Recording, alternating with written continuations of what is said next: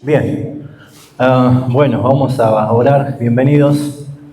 Vamos a comenzar la clase 6. ¿Cómo va resultando esta materia? La teología de la cruz. Es preciosa. Y eso que es muy panorámico para todo lo que en cada capítulo uno puede profundizar, ¿no? Pero realmente es muy bueno y creo que nos ayuda a mirar más allá de un hecho histórico, ¿no?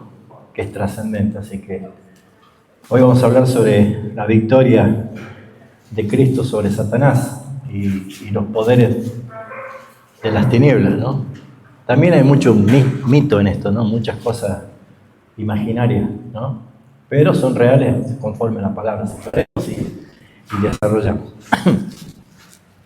Padre, te alabamos, te damos gracias, te honramos, Padre, por quién eres tú, te adoramos, tú eres digno de la gloria. Nos sentimos profundamente privilegiados de ser adoptados hijos tuyos y todos por los méritos del plan perfecto de redención, la salvación que nos diste en Cristo Jesús, la obra perfecta de tu Hijo en la cruz del Calvario, Señor, es maravilloso, maravilloso, Señor. La obra consumada para siempre y, Señor, la posibilidad de la obra del Espíritu Santo en nuestras vidas, aplicando esa redención, dándonos regeneración, una nueva vida.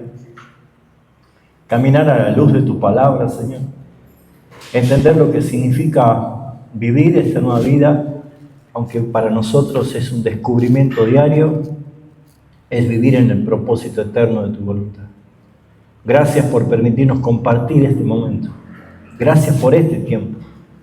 Gracias por tu iglesia, Señor, a quien tú estás formando, que estás preparando, a que la estás nutriendo, Señor. Gracias, Padre, por los méritos de Cristo Jesús, en el cual podemos integrar este cuerpo precioso que es la iglesia. Bendecimos esta tarde, Señor, los presentes, a los que están en camino, especialmente a los que están enfermos o en alguna circunstancia que no pueden venir, Señor. Pero que seas tú glorificado, que seas tú, Señor, exaltado en todas las cosas. En Cristo Jesús. Amén. Bueno, vamos a ir al capítulo 6, pero vamos a retomar nuevamente nuestro texto base que venimos desarrollando, que es Colosenses capítulo 2. Ese capítulo es extraordinario, donde Pablo nos muestra que esa plenitud de Cristo la podemos nosotros vivir, entenderla y aplicarla desde lo que sucedió en la cruz del Calvario. Y esto es para nosotros importante. Porque allí desde el capítulo 2 del versículo 8 Pablo está diciendo que no seamos engañados, que no vivamos engañados.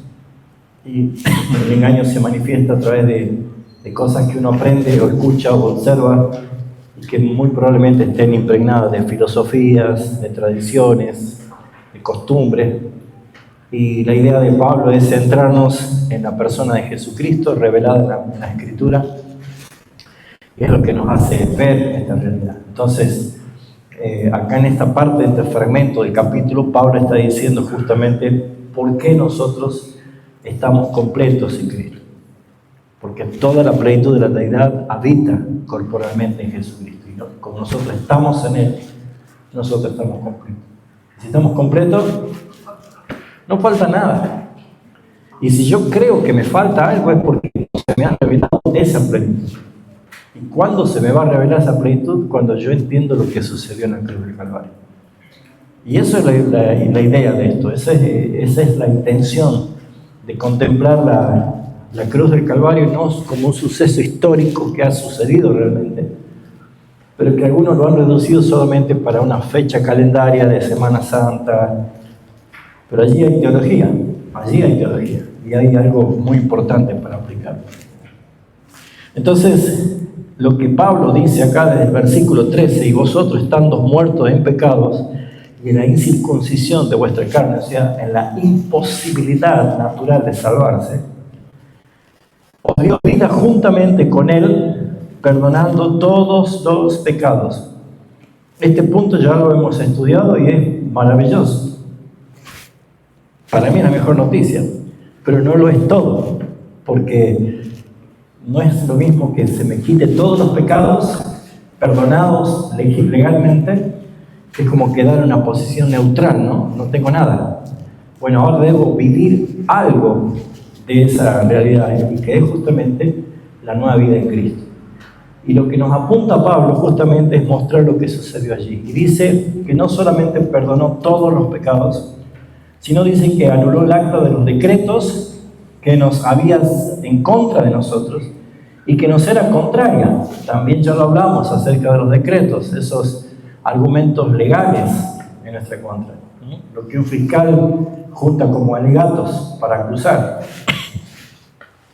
Bueno, nosotros vemos que hay allí una cancelación, una anulación de los pecados, de los decretos, del acta que era contraria. ¿Y cómo lo hizo? Quitándola del medio y clavándola en la cruz.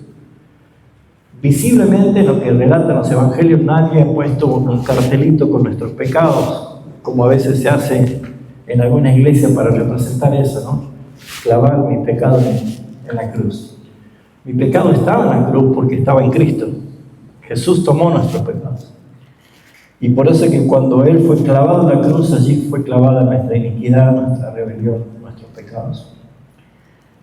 Y añade, versículo 15, y despojando a los principados y a las potestades, los exhibió públicamente, triunfando sobre ellos en la cruz. El triunfo fue en la cruz. Así que la cruz fue mucho más que un acto de sufrimiento, fue una victoria. Fue una victoria. Allá habla de victoria, triunfando, hay un triunfo, triunfando sobre ellos. Y si podemos observar a los ojos del mundo, puede haber criterios de justicia o de injusticia muy subjetivamente, ¿no? Hace poquito ha terminado un evento deportivo mundial y de pronto nuestro país pasó a ser más que todo el mundo, ¿no? ¿Sí o no? Y uno dice, ¿qué pasó? ¿Qué pasó? Entonces, lo que parece ser una opinión general no siempre hace referencia a que sea una realidad. Ante los ojos del mundo, parecía que Cristo allí era el final. Se terminó. Había sido derrotado. Murió. Se murió. Y entonces podemos ver tal vez que Anás, Caifás, el sumo sacerdote, todo el Sanedrín, todos los fariseos seguramente han estado celebrando, festejando, celebrando la muerte de Jesús. Los soldados se burlaban, repartían su ropa, echando suerte. Así que la escena era dantesca, era un fracaso. Los discípulos huyeron por miedo, se escondieron. Con todo ese gran movimiento que vivaban Hosana al Rey, de pronto pareciera ser que se terminó. Entonces, Satanás seguramente habrá pensado, porque él no es omnisciente, seguramente creyó que había triunfado, ¿no? Y Pablo dice que si él hubiese sabido, él no hubiese permitido esa crucifixión. Pero en la realidad es opuesta, lo que nos muestra la palabra, y especialmente lo que Pablo escribe ya hablando de una revelación del resucitado, del que vive. El enfoque cambia totalmente, porque lo que tal vez parecía ser una derrota, realmente fue una victoria. Y fue no una sola victoria, fue la victoria más grande de la historia de la humanidad. No va a existir otra victoria como esa. La discusión fue lo que Pablo escribe en Filipenses, que el Padre lo exaltó hasta lo sumo. Eso sí que es una gran victoria, ¿no? Entonces, ese triunfo de Cristo representó muchas cosas. Resolver un conflicto eterno que teníamos con el Padre de nuestros pecados y Él siendo 3 veces santo.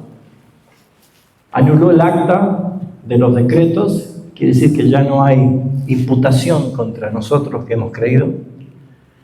Pero aparte de todas estas cosas, triunfó sobre Satanás.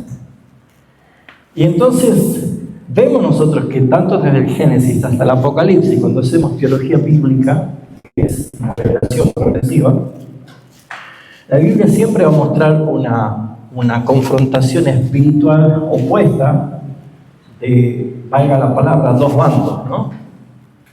Y siempre vemos nosotros que hay una dualidad, desde el momento en que estaba el árbol de la vida y el árbol del conocimiento de la ciencia del bien y del mal. Después se dio el altar de Abel con el altar de Caín.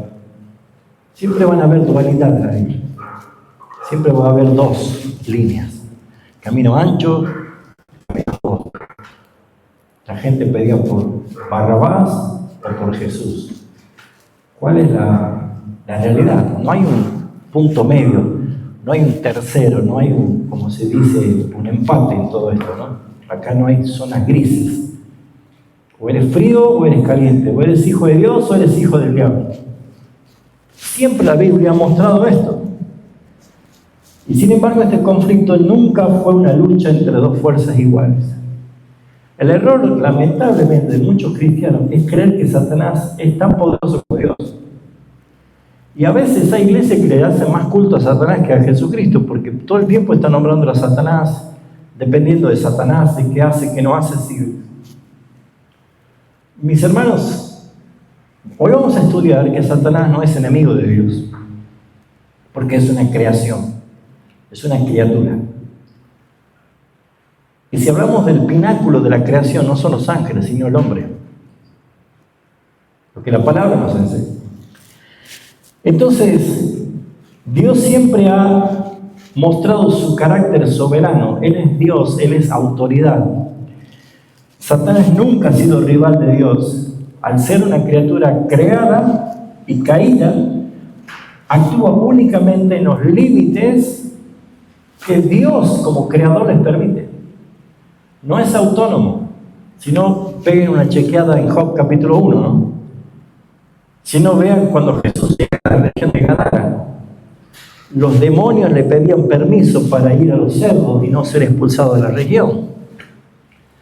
Así que, mis hermanos, la cruz marcó un golpe decisivo al reino de las tinieblas y nos ha exhibido el triunfo de Jesucristo a nuestro favor.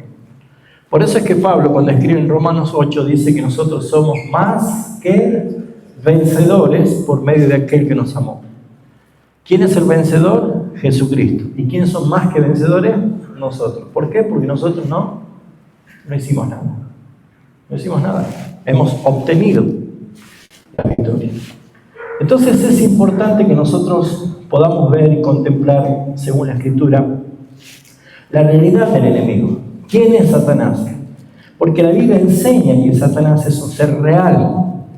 Muchos van a decir, no existe ni Satanás, no existe ni Dios, no existe el infierno, no existe el cielo. ¿Han escuchado? Y cada vez se está propagando mucho más esta idea. Pero la Biblia no niega la existencia. Jesús no la niega. Jesús fue tentado por Satanás. Así que no es un símbolo del mal, como para representar al mal. No es eso. No es una energía negativa, como algunos de la cientología o la metafísica quieren decir que es una energía negativa. Y tampoco es una figura mitológica. Si bien es cierto, cuando alguien dice cómo es el diablo, lo primero que hace es imaginárselo como uno de rojo, con cuernos, con colitas de punta y un tridente, ¿no? ¿Y de dónde viene esa imaginación? Bueno, eso viene de una novela de Dante Alighieri, justamente El infierno de Dante, en la cual describe justamente a Sátiro así. La Biblia no dice eso, la Biblia dice que es como un ángel de luz, ¿no?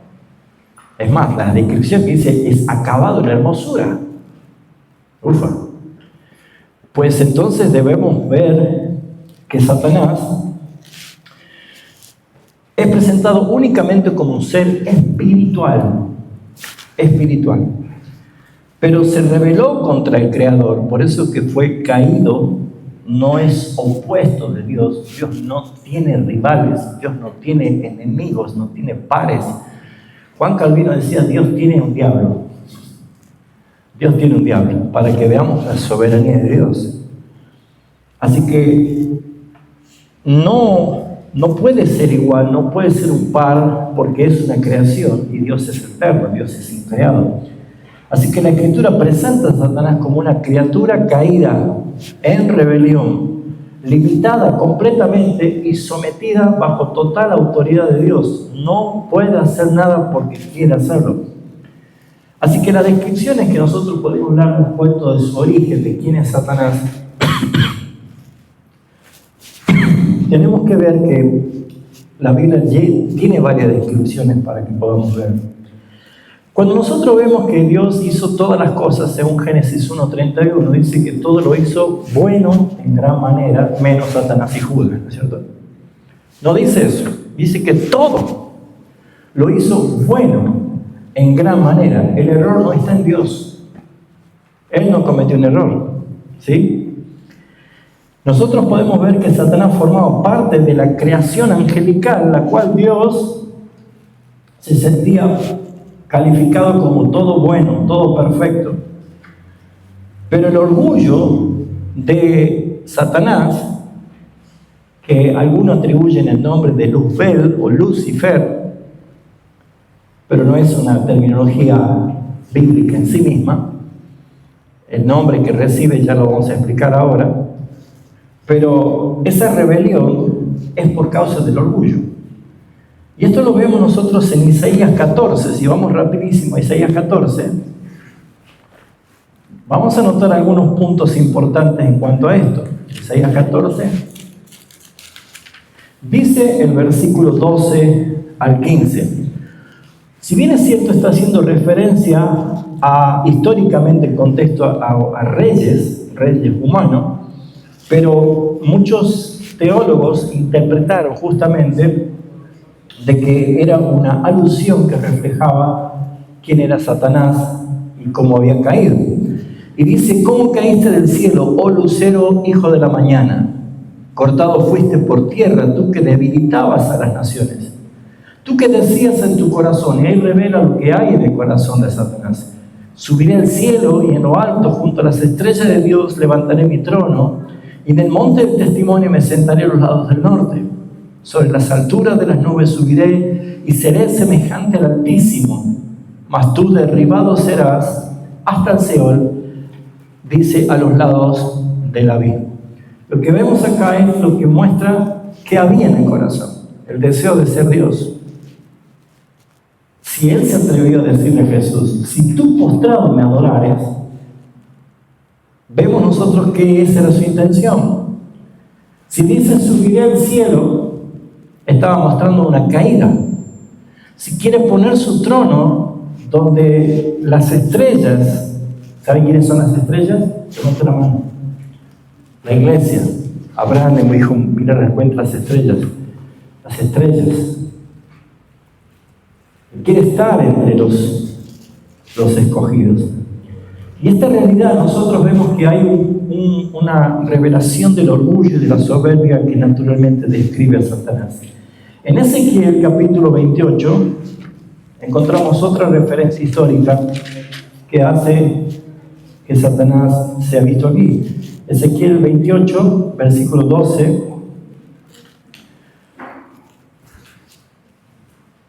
dice hasta el 17: Hijo de hombre, levanta endecha sobre el rey de Tiro. Si bien es cierto, acá había un rey, pero lo que se hace referencia es la revelación de sobre quién quiere la Escritura mostrar de quién se habla. Así ha dicho Jehová: tú eras el sello de la perfección, lleno de sabiduría y acabado en hermosura. En Edén, en el huerto de Dios, estuviste. El rey no estuvo en el huerto de Dios, ¿sí? Entonces podemos entender que está haciendo referencia justamente a este ser. Y de toda piedra preciosa era tu vestidura, de cornalina, de topacio, de jaspe, crisólito, berilo, ónice, zafiro, carbunclo, esmeralda y oro. Y los primores de tus tamboriles y flautas estuvieron preparados para ti en el día de tu creación. Es una creación. Tú, querubín grande, protector, yo te puse en el santo monte de Dios, y allí estuviste en medio de las piedras de fuego, te paseabas. Perfectos eran todos tus caminos hasta el día que fuiste creado, hasta que se halló en ti maldad. y a causa de la multitud de tus contrataciones fuiste lleno de iniquidad y pecaste, por lo cual yo te eché del monte de Dios y te arrojé entre las piedras de fuego, oh querubín protector. Lo que vemos acá es un relato bíblico que hace claramente alusión a esta expresión de este ser creado caído que muestra lo que había en su corazón. Y el Nuevo Testamento afirma claramente, da esta misma afirmación, que algunos ángeles pecaron y fueron juzgados. ¿Alguien quiere leer 2 de Pedro 2:4 y otro Judas versículo 6? Veamos que el Nuevo Testamento también tiene una conexión con la rebelión angelical. ¿Cómo lo afirma? 2 de Pedro 2:4 y otro que lea Judas versículo 6, en voz alta. Porque si Dios no perdonó a los ángeles que pecaron, sino que arrojándolos al infierno los entregó a prisiones de oscuridad para ser reservados al juicio. ¿Y el otro Judas versículo 6? ¿Alguien lo tiene?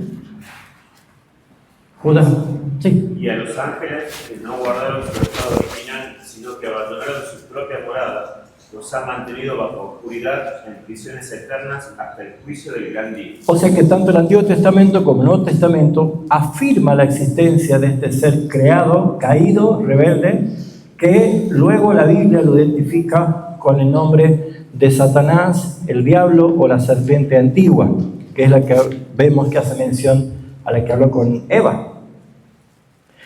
Ahora, el nombre Satanás, porque de ahí deriva el nombre, es el adversario de Dios y su pueblo. El nombre Satanás significa adversario, rival, opositor. Eso significa Satanás. Cuando decimos Satanás, en ese término traducido significa esto: el que se opone a los propósitos de Dios y procura destruir la obra divina. Lo puede ver en Job capítulo 1 y 2, lo puede ver en Zacarías 3, 1, que se presentó delante del sumo sacerdote para acusar el opositor. Pero también el nombre diablo, que hace mención en la Escritura, también es la traducción que significa acusador. La palabra diablo es acusador. Y esto claramente está asociado con el calumniador, el que calumnia, el acusador.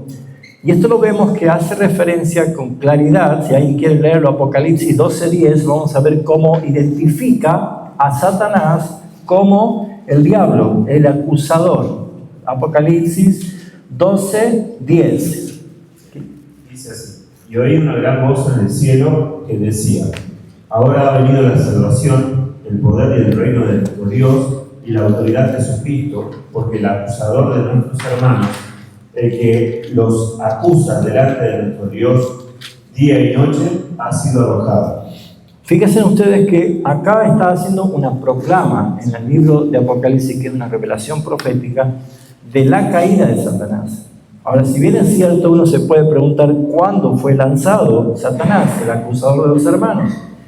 Eso ya lo explicamos hace un par de clases atrás, cuando hablamos del acta anulada. Satanás acusaba, Satanás podía presentarse delante de Dios para acusar. ¿Cuándo fue lanzado el acusador de los hermanos que acusaba de día y noche? Cuando ya no tiene argumentos legales para acusar. ¿Qué son esos argumentos legales? La justificación que Cristo ha logrado. Por eso dice ya, ahora pues ninguna condenación hay para los que están en Cristo Jesús.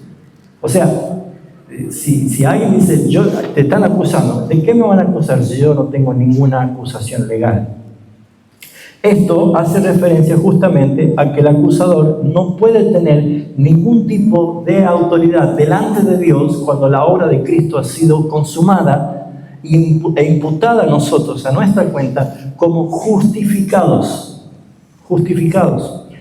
Por eso es que el creyente, creo yo, que el que no vive realmente esa plenitud es porque entiende muchas cosas en su intelecto, pero no vive la realidad del Evangelio. Y aquel que entiende la justificación, la Escritura dice que no hay quien pueda acusarnos. No hay quien. Romanos 8, 30 y 33 dice eso justamente. ¿Quién acusará a los escogidos de Dios? ¿Quién? Si Dios es el que justifica, ¿quién puede acusar? Ahora, ¿cuál es el argumento legal por la cual Satanás puede tener autoridad para acusarnos? Primera de Juan 1 dice que si confesamos pecado, abogado tenemos. Pero si yo digo no he pecado, soy un mentiroso y hago a Dios mentiroso.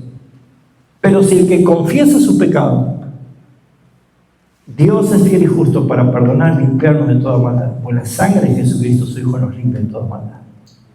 Entonces, como yo soy un pecador y usted es un pecador, cada vez que el Espíritu Santo me convence de pecado, yo simplemente tengo que confesar mis pecados, porque el que encubre pecado no prosperará, mas el que los confiese y se aparta hallará misericordia. Y el gran problema es que muchos escuchan más la voz de Satanás en la acusación, se ancla en la culpabilidad de la acusación, y aunque son libres, viven como esclavos. Así que Jesús estaba mostrando lo que logró en la cruz del Calvario. También Jesús dijo que Satanás, este acusador, el diablo, es mentiroso y es engañador. Juan 8:44 dice: Él ha sido homicida desde el principio porque es mentiroso y es padre de mentira. Toda mentira procede de Satanás. Y desde el huerto del Edén comenzó con la tarea de engañar y transgiversar la palabra de Dios para lograr su cometido. En Génesis 3, del 1 al 5, relata este diálogo que tuvo la serpiente antigua, que es Satanás. Así que él tiene cierta influencia en este mundo caído, cierta influencia. Por eso es que Pablo lo identifica en este mundo, según la segunda carta de Corintios 4:4, como el Dios de este siglo. ¿Qué es lo que hace el Dios de este siglo? ¿Alguien quiere leerlo? Segunda de Corintios 4:4.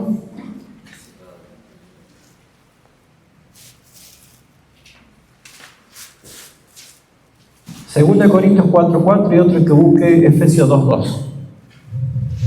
¿Quién tiene Segunda de Corintios? Sí. Dice: en los cuales el Dios de este siglo cegó el entendimiento de los incrédulos para que no les resplandezca la luz del Evangelio de la gloria de Cristo, el cual es la imagen de Dios. ¿Cómo cega el entendimiento? ¿Cómo deja Satanás, el Dios de este siglo, cegando los entendimientos? Por medio del engaño. El engaño es oscuridad, la luz es conocimiento. En él estaba la vida, él era la luz de los hombres. Por eso cuando la luz alumbró nuestro entendimiento, comprendimos la realidad. Cuando alguien ignora, Satanás saca ventaja.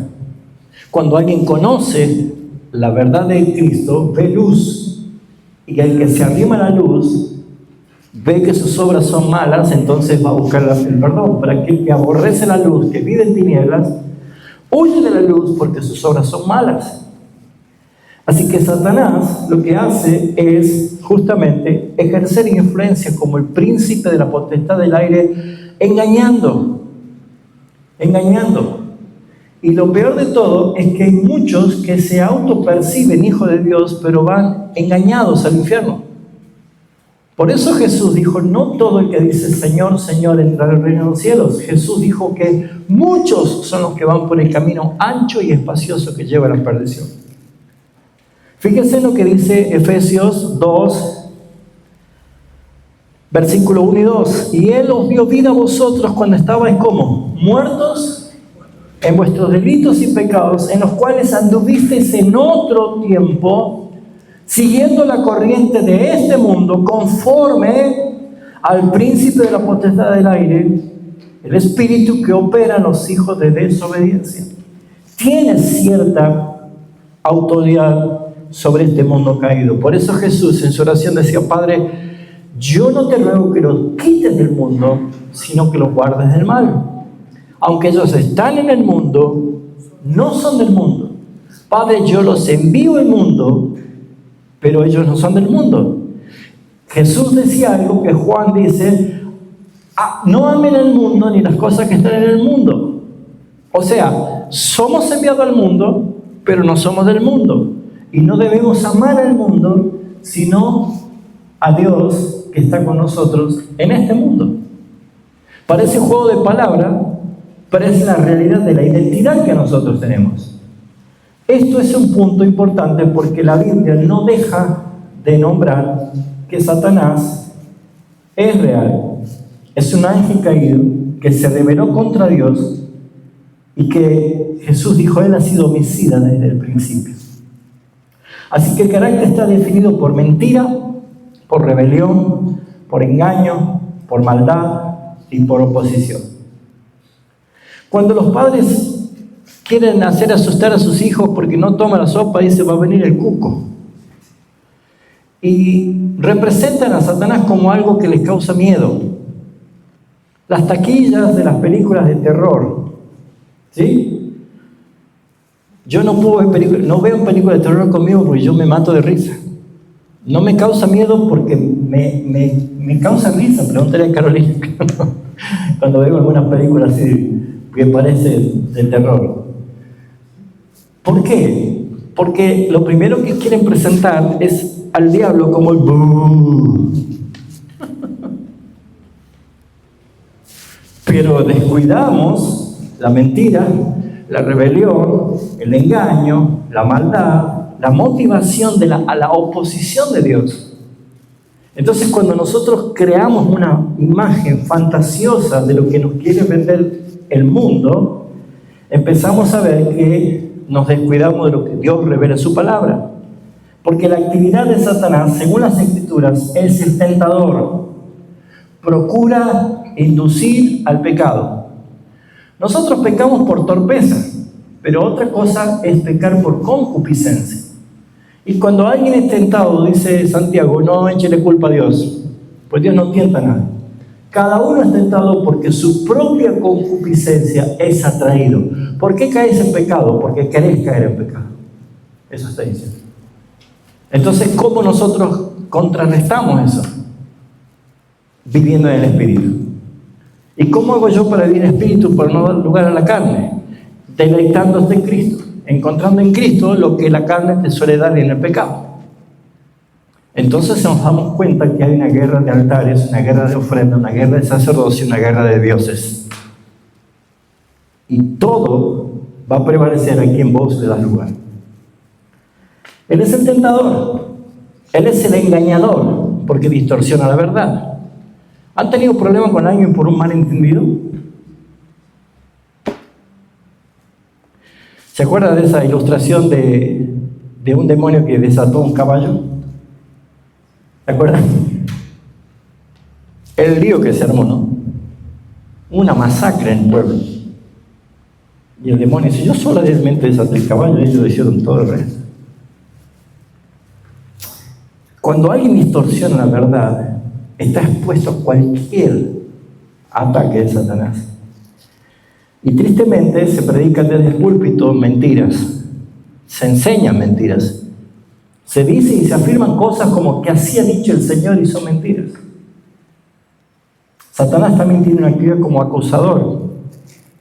Busca condenar la conciencia de los creyentes. Y el creyente debe estar cautivo a su conciencia, a la palabra de Dios, como dice Martín Lutero. Porque si bien es cierto, Romanos 2, 14 y 15 dice que aunque el gentil, no siendo judío, no tiene ley, Dios escribió su ley en su corazón y en sus pensamientos, y la ley actúa como acusándole o defendiéndole en su conciencia. Por eso es que el arrepentimiento genuino no es simplemente decir, me equivoqué, perdón, es resolverlo en la cruz. Porque yo ya hice esta pregunta una vez, ¿usted no sería abogado de Judas Iscariote? Hizo todos los pasos correctos para arrepentirse, ¿sí o no? Confesó su pecado, declaró que Jesús era justo, devolvió las monedas, lloró amargamente, pero en vez de correr a la cruz, él fue y se ahorcó. Por eso todos los pasos correctos. Porque una cosa es ser acusado por la conciencia, otra cosa es ser convencido por el Espíritu Santo. Porque hay tristeza que según el mundo lleva a la muerte, pero hay tristeza que según Dios lleva al arrepentimiento. Hay una diferencia. Entonces el acusador va a encontrar lícitamente ventaja, no porque ya Dios le permite, ya él no puede presentarse jamás delante de Dios para acusar a un hijo de Dios, porque Dios lo justifica. Pero nosotros, si encubrimos pecado y no lo confesamos, estamos dando el argumento legal. Se trata de legalidad. Es el adversario porque se opone a todo lo que es obra de Dios. Solamente déjese usted empezar a llevar por el Espíritu Santo y el Espíritu Santo va a empezar a hacer en usted una nueva criatura que va a crecer, que va a querer servir a Dios, pero bienvenido a la guerra espiritual. Porque si nunca te cruzaste con el diablo durante todo tu camino, probablemente estás caminando de la mano de él. Toda oposición, todo choque, toda guerra espiritual es porque Satanás es el adversario, es el opositor. Por eso es que cuando todas las cosas van bien, cuidado, hay que tener cuidado. Y también la Biblia lo presenta como el destructor, que busca dañar, busca hacer daño, todo lo que refleja la gloria divina. Nosotros somos el reflejo de la gloria de Cristo. Y va a buscar dañarte. Si nosotros decimos a alguien, Dios te ama, diga el mensaje completo, Satanás te odia. Y aunque parece que te ama por todo lo que te da o te promete darte, es el destructor. Y va a entender por qué Dios dice que al que Él ama, lo llena a besos. Así dice, al que recibe por hijo, lo abraza, lo apapacha y le da unos besos tremendos. ¿Qué dice Hebreos? Lo disciplina. ¿Hay amor allí? Pues sí, claro que sí. Así que claramente todo esto está destinado a su condenación eterna, que lo manifiesta Apocalipsis 20 en el gran trono blanco, que es el juicio final. Entonces, ese origen de esa aparente autoridad que tiene Satanás es cuando Adán pecó, la humanidad quedó bajo su dominio del pecado y esto produjo una condición de esclavitud espiritual, como hemos leído en Efesios 2, 1 y 2. Servíamos, como dice acá, los cuales anduviste en otro tiempo siguiendo la corriente de este mundo. Si vos te convertís y seguís la corriente del mundo, pues no estás convertido. No estás convertido. Tu manera de vivir cambia, tu manera de hablar cambia, tu apariencia cambia, tus relaciones cambian. Todo cambia, porque como dijimos, Jesús no vino a mejorarnos la vida. Él vino a matarla cuando Él murió y a darnos su vida. Es totalmente nueva criatura. Así que claramente Satanás ejerce influencia sobre un mundo caído. Si todavía Satanás sigue ejerciendo influencia con todo lo que hemos nombrado, tentador, engañador, acusador, adversario, destructor, pues todavía probablemente perteneces al reino de las tinieblas. No gobierna en una manera absoluta, pero sí opera con una rebeldía sutil. Una humanidad rebelde a Dios es ejercicio de su autoridad. Por eso es que el arma principal del diablo, muchos piensan que el arma principal del diablo son las manifestaciones demoníacas, ¿no? Demasiado películas de terror. La sutileza. Pues la Escritura enseña que el arma más sutil de Satanás, su arma más poderosa, es la acusación. Y ese acusador de los hermanos tiene ventaja y tiene victoria cuando el creyente dijo amén a la justificación, pero no la vive. No la vive. Si alguien te acusa de algo que hiciste, sos culpable. Pero si alguien te acusa de algo que no cometiste, vas a gritar cielo y tierra tratando de mostrar que no sos culpable. ¿Sí o no? Es real esto. Y no sería la primera vez que hay personas que a lo mejor están años en prisión y son inocentes, nunca han hecho nada. Pero la justicia del hombre, ya la Biblia dice que es un trapo inmundo, no se puede confiar. Pero la justicia de Dios decretó que desde Adán, la caída del hombre, el hombre es culpable. Todos nacemos culpables, en delitos y pecados. Así que no se trata de por qué Dios tiene misericordia para salvar a algunos. No, por qué Dios tiene misericordia aunque sea para salvar a algunos si no merecemos. Él nos salvó por gracia. Así que, mis hermanos, el gran problema es que mientras la culpa exista en la cabeza del creyente, es porque no está resuelto en la confesión y en la cruz del Calvario, donde allí tenemos el triunfo. Tu culpa y mi culpa. Yo tengo cosas que hice que me arrepiento y que hoy me acuerdo me avergüenza. ¿Vos no? Todos tenemos. Pero eso queda crucificado. Notó ustedes que dice Romanos 8, ni lo presente ni lo porvenir, no nombra el pasado. Porque no tenemos pasado. El pasado no existe, es un recuerdo de algo que se ha vivido, pero no existe ya. Y el presente es la esperanza de lo que por fe nosotros esperamos que se concrete. Pero todavía no estamos en ese presente, en ese pasado, en ese futuro, perdón. Así que estar en esta realidad es entender por qué Jesús dijo: a ustedes les conviene que yo me vaya. El Espíritu que vendrá va a transformar su vida. Vamos a ser regenerados. Y por esa razón, mis hermanos, ya no hay condenación para el que está en Cristo Jesús. Y eso es importante. Ahora, la Biblia claramente habla de una promesa de la derrota de Satanás. Y esto comienza en Génesis capítulo 3, versículo 15, cuando después del descubrimiento del pecado, Dios llama a Adán. Adán culpa a la mujer culpa a la serpiente, y Dios emite juicios. Y a la serpiente le dice: esta te herirá la cabeza y tú le herirás el calcañar. La herida de muerte es aplastarle la cabeza. Y esa era la profecía, la primera profecía que vemos en la Biblia de la derrota de Satanás, que fue anunciada por Dios desde el principio. Así que este texto anuncia de alguien que iba a aplastar la cabeza. Ya estaba hablando de el Mesías, el Salvador, de Jesucristo. La serpiente iba a herir al Salvador, pero no lo iba a matar, en el sentido que nosotros entendemos como la muerte.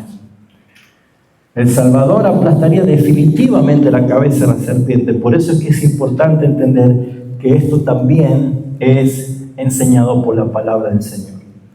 Si nosotros podemos ver, la derrota se llevó a cabo desde el triunfo de Cristo en la cruz del Calvario. Por eso que fue un triunfo militar. Ya voy a explicar esto, creo que yo hice mención otra vez. Pero veamos, por favor, alguien que lea Hebreos 2:14 para confirmar bíblicamente qué pasó con Satanás. Hebreos 2:14.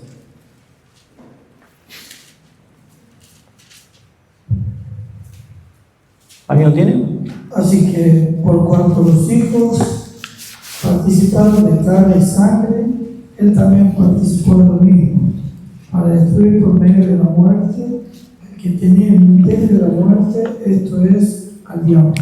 Para destruir por medio de la muerte al que tenía el imperio de la muerte, esto es, al diablo. Lo dice con toda claridad, que afirma que por medio de la muerte de Jesús mató a la muerte cuando Él resucitó, pero destruyó para siempre a Satanás, triunfando en la cruz.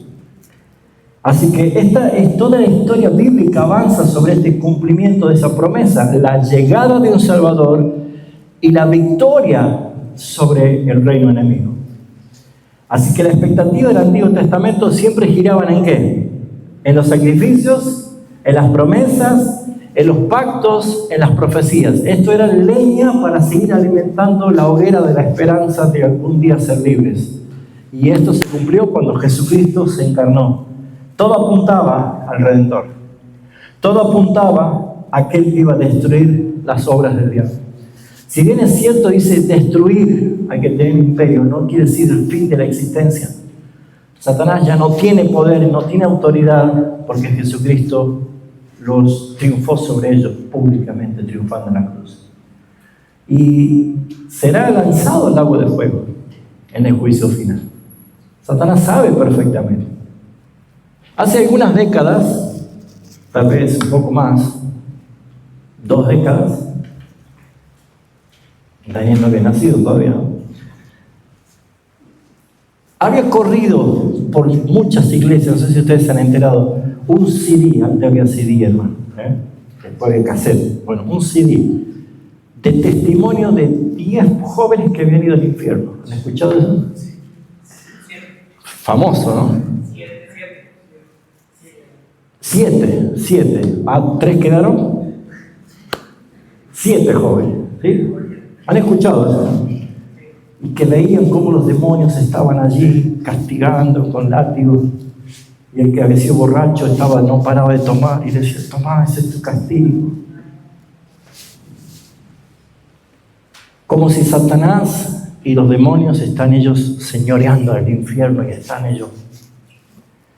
Esa brutal ignorancia, imaginada por la locura de la ignorancia, ha hecho que muchas personas sigan alimentando fantasías. Satanás tiene terror de ese infierno. Los espíritus inmundos tienen terror. Le suplicaban a Jesús: no nos envíes al abismo. Hermanos, la victoria de Cristo fue tan grande, tan eterna, que no dejó ningún argumento en pie para los que conocen la palabra de tener miedo a algo que ya está derrotado. Nosotros debemos amar la verdad y someternos al Señor. Es el diablo que nos tiene miedo. Alguien decía: cuando yo estoy leyendo la Biblia, el diablo duerme, me lo prendidades. La cruz es un triunfo. Y ese triunfo ya se llevó a cabo hace 2000 años. Y lo que Pablo expresa en el versículo 15 habla de un triunfo militar, porque está usando el lenguaje triunfal de un emperador conquistador. Creo que lo expliqué la semana pasada o la anterior. La palabra despojó describe justamente a un vencedor quitando las armas y las autoridades del enemigo y llevándolos cautivos en un desfile triunfal. En Europa, en España, en París, hay lugares en Roma, hay lugares que aparece el Arco del Triunfo. Y es un monumento histórico que todos van a sacarse fotos, por eso era algo que representaba que cuando venían los conquistadores de ese imperio, traían al rey que lo habían capturado vivo y a todo lo que habían saqueado de ese imperio y a todos los esclavos, y los traían a ellos bañados con la sangre, le echaban sangre, lo bañaban en sangre, y ellos venían exhibidos como trofeos del emperador victorioso.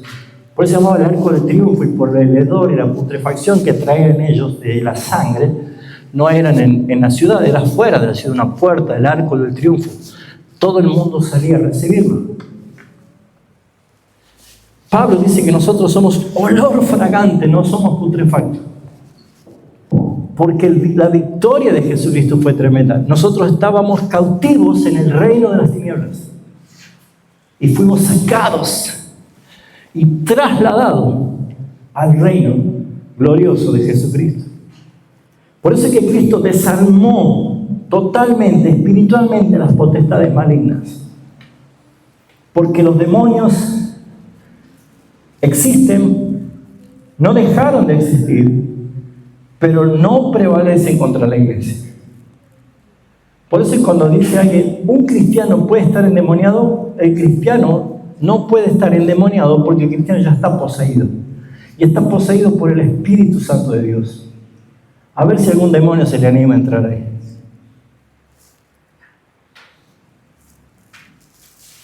Y un cristiano viene sellado de fábrica, desde antes de la fundación del mundo. Sus nombres estaban escritos desde antes de la fundación del mundo, el libro de la vida. Solamente faltaba ¿qué? El llamamiento por el Evangelio. ¿Cuántas fábulas, hermano? A veces muchos leen la Biblia con los anteojos de Hollywood y entonces van para cualquier lado. Ese desfile triunfal en la cultura romana, un general victorioso regresaba a la ciudad exhibiendo públicamente a sus enemigos derrotados. Y Pablo utiliza justamente esta imagen para describir la cruz. Cristo aparece como el conquistador. Cristo aparece como el gran conquistador. Las potestades aparecen como enemigos derrotados. Enemigos derrotados. La cruz se convierte en el carro triunfal del Rey, triunfando sobre ellos en la cruz del Calvario. Y lo que parecía vergüenza, porque Jesús no murió con una chiripa como aparece en las películas, estaba totalmente desnudo, exhibiendo la vergüenza de la desnudez. La muerte más horrenda, más humillante, más dolorosa, resultó ser la victoria, la redención, el pago del rescate por nosotros. Por eso es que la derrota del acusador es una realidad. El problema del creyente actual es la culpa. Y Satanás acusa porque el pecado es real. Pero mientras no esté resuelto en la cruz, el pecado sigue siendo señor de esa persona. El que hace pecado, esclavo es del pecado. Entonces lo que vemos nosotros es que no todas son falsas acusaciones. Algunas son acusaciones justificadas porque no han resuelto su problema de pecado delante de Dios por medio de la confesión. Y antes de la conversión éramos verdaderamente culpables, pero en Cristo ahora somos justificados. Por naturaleza nosotros habíamos quebrado la ley de Dios y merecíamos la condenación, pero la cruz elimina toda acusación. Por eso es que Colosenses 2:14 dice que anuló el acta que nos era contraria. El acta de los decretos que había en contra de nosotros. ¿Por qué? ¿Y cuándo sucedió esto? Cuando Jesús, aún ya faltándole el aire, Él dijo solamente 7 palabras en la cruz, ¿no? 7 veces habló. Pero antes de decir, Padre, en tu mano encomiendo mi espíritu, Él dijo, tetelestai, consumado es. Todo ha sido pagado, todo ha sido cancelado. Yo no sé qué evangelio quiere la persona que no quiere que hablemos de pecado. Sí, para mí esta es la mejor noticia. Es la más grande. Que tus pecados han sido perdonados, que tu culpa ha sido cancelada, que el acta de los decretos ha sido clavada en la cruz y el acusador ya no tiene autoridad. Tu deuda cancelada, tu condenación fue removida y la justicia fue satisfecha. Por eso es que Romanos 8, 33 al 34 dice lo más maravilloso que podemos nosotros recitar los creyentes. ¿Quién acusará a los escogidos de Dios? Dios es el que justifica. Miren dónde pone la vara Pablo, ¿no?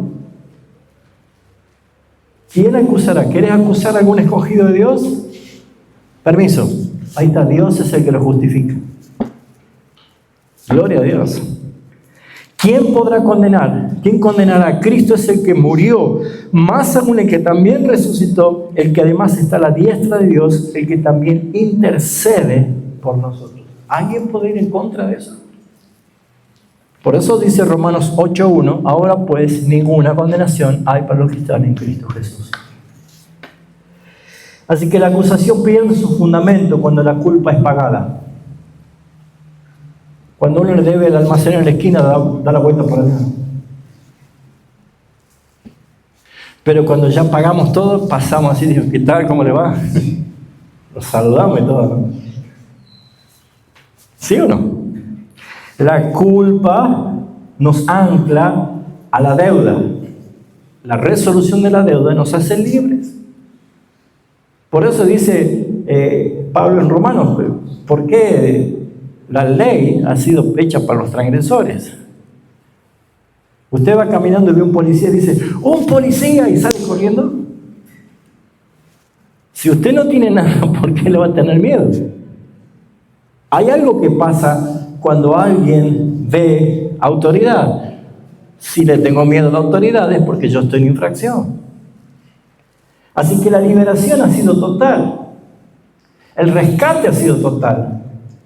Y fue una sola vez y para siempre.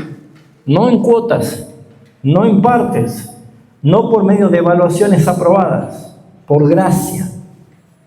Y esto implica la salvación. Dice el versículo 13, Colosenses 1. Ya me fui a dónde, acá. Colosenses 1:13.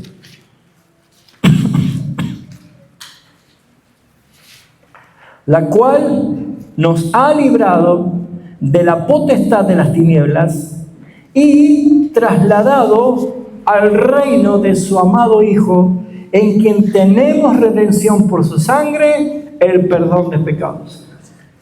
Nadie está en el reino de su Hijo por iniciativa propia. Fuimos trasladados, fuimos llevados. Y nadie está en el reino de su Hijo amado con pecados no perdonados, sino con perdón de los pecados. Y nadie va a estar en el reino de su Hijo sin sentirse ya redimido. Por eso es que hubo un traslado. La salvación implica un cambio de dominio, un cambio de reinado, un cambio de rey gobernante. Por eso es que muchas veces decimos, si Cristo no es tu Señor, no es tu Salvador, no pierdas el tiempo diciendo que tienes un Salvador y vivís como querés. Es importante entender que nosotros pertenecemos a un rey. Antes éramos esclavos del pecado, ahora somos esclavos de Jesucristo. Así se presenta Pablo. Yo, Pablo, esclavo del Señor Jesucristo. Yo prefiero ser esclavo de Jesucristo, no sé usted. Pero antes pertenecíamos al reino de las tinieblas y ahora pertenecemos al reino de Cristo. Así que, ¿qué implica? Tenemos un nuevo rey, una nueva ciudadanía, una nueva identidad. Creo que eso es maravilloso. Predique eso. Enséñele a otros eso. ¿Por qué? Porque ya no somos esclavos, somos libres en Cristo Jesús. Somos salvos. Satanás ya no puede tenerte. Tal vez puede tentarte, tal vez puede engañarte, a lo mejor pueda atacarte. Es más, va a hacer énfasis en tu vida. Pero ya no eres de él. Ahora Cristo es nuestro Señor. Y la cruz cambió para siempre nuestra posición espiritual. Por eso es que aunque siendo de Cristo, la Biblia no nos manda a vivir de una manera indisciplinada. Sobrios, atentos, velando, en oración, con la armadura de Dios, no dando lugar a la carne, viviendo en el Espíritu. ¿Por qué tenemos esa responsabilidad?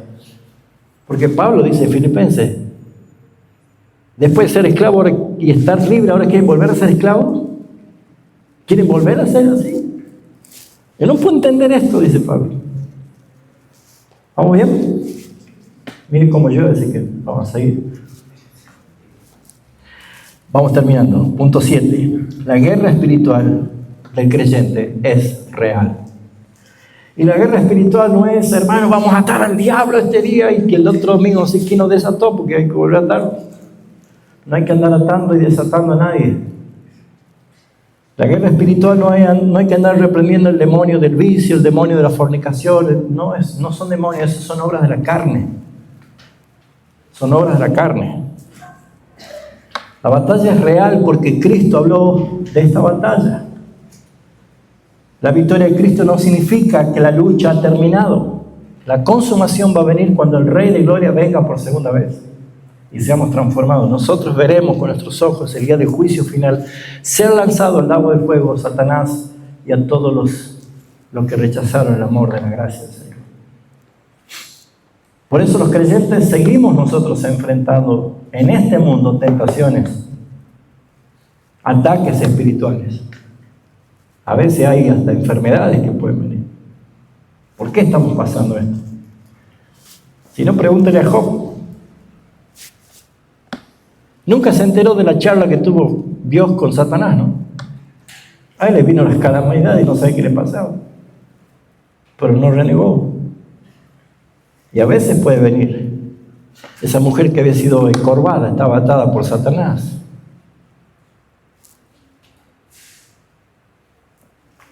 Así que si nosotros pensamos que no estamos en guerra espiritual, estamos equivocados. Los engaños doctrinales.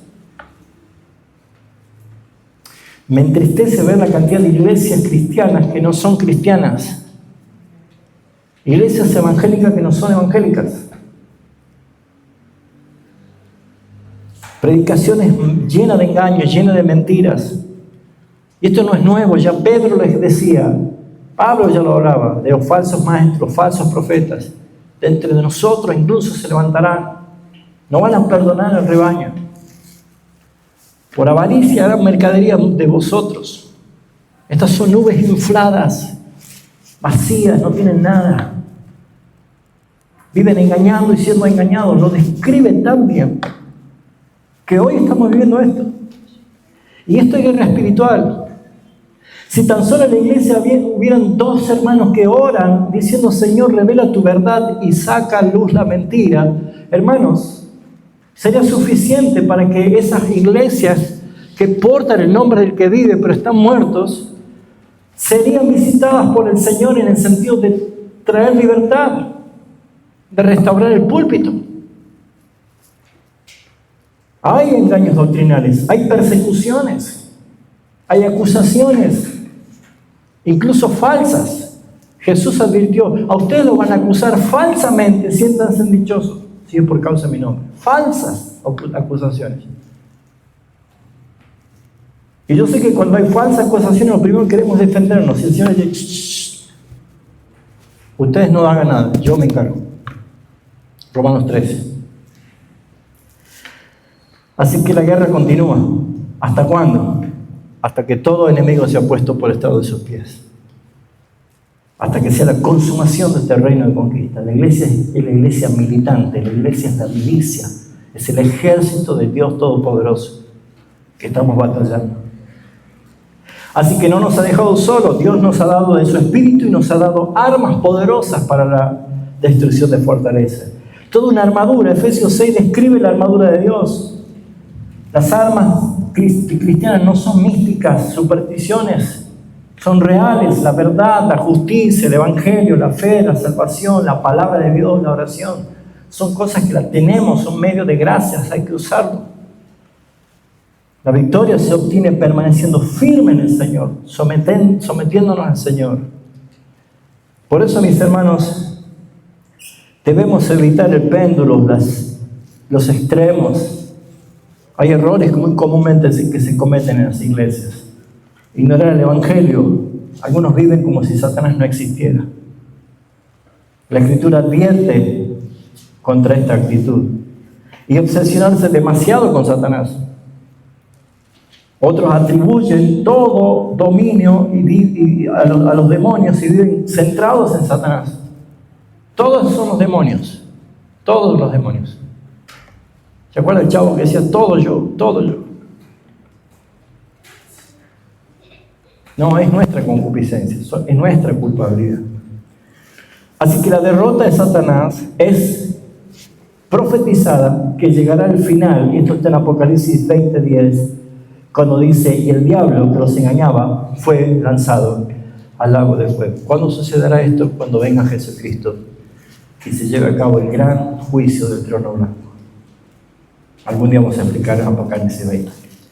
Y ese juicio definitivo está asegurado. La victoria final es inevitable. Somos destinados a gloria nosotros, por el Señor. El reino de Cristo es eterno.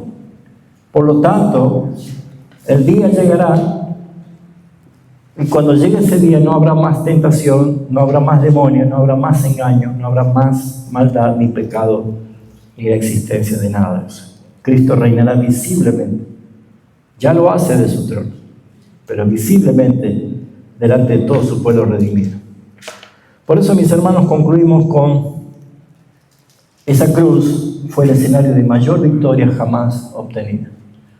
Y me acuerdo que alguien, quien dice ser el vicario de Cristo acá en la tierra, dijo que la cruz fue el mayor fracaso de Dios. ¿Escucharon eso?